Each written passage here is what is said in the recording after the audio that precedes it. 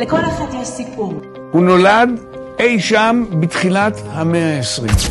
מנציחים את הזיכרונות, הרגעים והחוויות. כילד אני זוכר כמה שנים שגרנו בכפר. היו לך חברים יהודים? בכפר היו רק גויים. סיפור חיים, סרטון אישי ומרגש במתנה למי שיקר לך. זוכרים את התוכנית הלם חייך? אז אנחנו מסע בעקבותיו. להנציח זיכרונות ולבנות גשר בין דורות.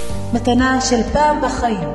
אז היה תקופה של חידון התנ"ך, אז הוא עשה לתלמידים חידון תנ"ך. רגע, בן גוריון בא לבקר אתכם ועושה חידון תנ"ך לתלמידים?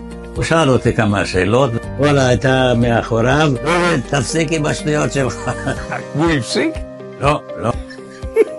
מתנה שתישאר לדורות, לילדים, לנכדים ולנינים.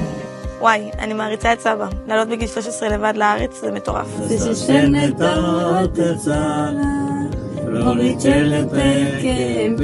זאת מתנה מעולה, גם לסבא וגם לנו.